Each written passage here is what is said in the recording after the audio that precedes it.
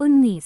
लड़ते पेड़ों द्वारा हमला। अगली सुबह डोरोथी ने सुंदर हरी लड़की को अलविदा कहा और उन सभी ने हरी मूंछों वाले सिपाही से हाथ मिलाया जो उनके साथ गेट तक आया था। जब गेट के रक्षक ने उन्हें फिर से देखा तो उसे बहुत आश्चर्य हुआ कि वे सुंदर शहर को छोड़कर नई मुसीबत में कैसे पड़ सकते हैं। लेकिन उसने तुरंत उनके चश्मे खोले, जिन्हें उसने हरे रंग के बक्से में वापस रख दिया और उन्हें अपने साथ ले जाने के लिए ढेर सारी शुभकामनाएं दी। अब आप हमारे शासक हैं, उसने बिजुका से कहा, इसलिए आपको जल्द से जल्द हमारे पास वापस आना होगा। यदि मैं सक्षम हुआ तो अवश्य ही ऐसा करूंगा, बिजुका ने उत्तर दिया, परंतु पहले मुझे डोरोथी को घर पहुंचने में मदद करनी होगी। जब डोरोथी ने अच्छे स्वभाव वाले गार्जियन को अंतिम विदाई दी तो उसने कहा, आपके प्यारे शहर में मेरे साथ बहुत अच्छा व्यवहार किया गया है और सभी लोग मेरे साथ अच्छे रहे हैं। मैं आपको बता नहीं सकता कि मैं आपका कितना आभारी हूँ। कोशिश मत करो मेरे प्यारे, उसने उत्तर दिया। हम तुम्हें अपने साथ रखना चाहेंगे, लेकिन अगर तुम केन्सास लौटना चाहती हो तो मुझे उम्मीद है कि तुम कोई रास्ता निकाल लोगी। फिर उसने बाहरी दीवार का गेट खोला और वे आगे बढ़े और अपनी यात्रा पर निकल पड़े। हमारे दोस्तों ने जब अपना चेहरा दक्षिण की भूमि की ओर मोड़ा तो सूरज चमक रहा था। वे सभी बहुत खुश थे और एक साथ हंस रहे थे और बातें कर रहे थे।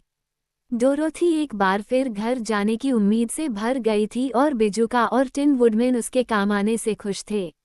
शेर के लिए वो खुशी से ताज़ी हवा सूंघ रहा था और फिर से देश में होने की खुशी में अपनी दुम को इधर उधर हिला रहा था, जबकि टोटो उनके चारों ओर दौड़ रहा था और पतंगों और तितलियों का पीछा कर रहा था, हर समय खुशी से भौंक रहा था। शहरी जीवन मुझे बिल्कुल पसंद नहीं है, शेर ने टिप्पणी की जब वे तेज गति से आगे बढ़ रहे थे। जब से मैं वहां रहता हूं, मैंने बहुत मांस खो दिया है और अब मैं दूसरे जानवरों को ये दिखाने के लिए उत्सुक हूं कि मैं कितना साहसी हो गया हूं। अब वे मुड़े और एमरल्ड सिटी पर आखिरी नजर डाली। उन्हें सिर्फ हरी दीवारों के पीछे टावरों और घंटाघरों का ढेर दिखाई दे रहा था और सबसे ऊपर ओज के महल की मीनारें और गुंबद थे। ओज इतना भी बुरा जादूगर नहीं था, टिन वुडमैन ने कहा, और उसे महसूस हुआ कि उसका दिल उसकी छाती में तेजी से धड़क रहा है। वह जानता था कि मुझे दिमाग कैसे देना है, और वह भी बहुत अच्छा दिमाग, बिजुका बोला।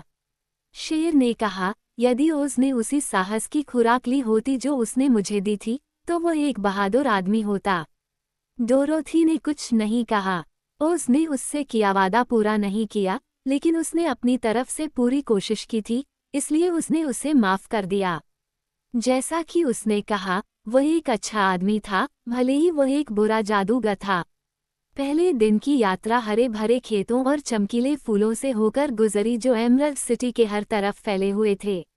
वे उस रात घास पर सोए, उनके ऊपर सिर्फ तारे ही थे और उन्होंने वाकई बहुत अच्छी नींद ली। सुबह वे आगे बढ़ते रहे और एक घने जंगल में पहुंच गए। वहां से निकलकर जाने का कोई रास्ता नहीं था, क्योंकि जहां तक वे देख सकते थे वह जंगल दाएं बाएं फैला हुआ था, और इसके अलावा वे रास्ता भटक जाने के डर से अपनी यात्रा की दिशा बदलने की हिम्मत नहीं जुटा पाए। इसलिए वे उस जगह की तलाश में थे जहां से जंगल में पहुंचना सबसे आसान हो। बिजुका, जो आगे चल रहा था, ने आखिरकार एक बड़ा पेड़ खोज निकाला जिसकी शाखाएं इतनी फैली हुई थीं कि उसके नीचे से समूह के गुजरने के लिए जगह थी। इसलिए वह पेड़ की ओर आगे बढ़ा, लेकिन जैसे ही वह पहली शाखाओं के नीचे पहुंचा, वे झुक गईं और उसके चारों ओर लिपट गईं, और अगले ही मिनट वह जमीन से उठा और अपने साथी यात्रियों के बीच सिर के बल फेंका गया। इससे बिजुका को कोई चोट तो नहीं लगी, लेकिन उसे आश्चर्य हुआ, और जब डोरोथी ने उसे उठाया तो वह काफी चक्कर खा रहा था। शेर ने कहा, यहाँ पेड़ों के बीच एक और जगह है। पहले मैं इसे आजमा कर देखूं, बिजुका बोला, क्योंकि मुझे इधर उधर फेंके जाने से कोई नुकसान नहीं है। वो ये कहते हुए दूसरे पेड़ के पास गया, लेकिन उसकी शाखाओं ने तुरंत उसे जकड़ लिया और उसे फिर से पीछे फेंक दिया। ये तो अजीब बात है, डोरोथी ने आश्चर्य से कहा, हमें क्या करना चाहिए? शेर ने कहा, ऐसा लगता है कि पेड़ों ने हमसे लड़ने और हमारी यात्रा रोकने का मन बना लिया है।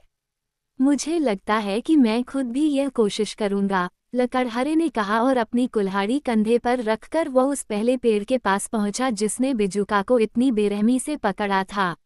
जब एक बड़ी शाखा उसे पकड़ने के लिए झुकी तो लकड़हारे ने उसे इतनी जोर से काटा कि वह 2 टुकड़ों में कट गई। पेड़ ने तुरंत अपनी सारी शाखाएं हिलाना शुरू कर दिया मानो उसे दर्द हो रहा हो, और तिनका लकड़हारा सुरक्षित रूप से उसके नीचे से निकल गया। आओ, उसने दूसरों से चिल्लाकर कहा, जल्दी आओ। वे सभी आगे भागे और बिना किसी चोट के पेड़ के नीचे से निकल गए, सिवाय टोटो के, जो एक छोटी सी शाखा से फंस गया था और तब तक हिलाया गया जब तक कि वह चिल्लाने नहीं लगा। लेकिन वुडमैन ने तुरंत शाखा को काट दिया और छोटे कुत्ते को आज़ाद कर दिया। जंगल के अन्य वृक्षों ने उन्हें रोकने के लिए कुछ नहीं किया, इसलिए उन्होंने मन में यह विचार बना लिया कि केवल पहली पंक्ति के वृक्ष ही अपनी शाखाओं को झुका सकते हैं, और संभवतः ये ही जंगल के पुलिसकर्मी हैं, तथा उन्हें अजनबियों को जंगल से दूर रखने के लिए यह अद्भुत शक्ति दी गई है। चारों यात्री पेड़ों के बीच से गुजरते हुए जंगल के दूसरे छोर पर पहुंच गए। फिर उन्हें आश्चर्य हुआ कि उनके सामने एक ऊंची दीवार थी, जो सफ़ेद चीनी मिट्टी से बनी हुई लग रही थी।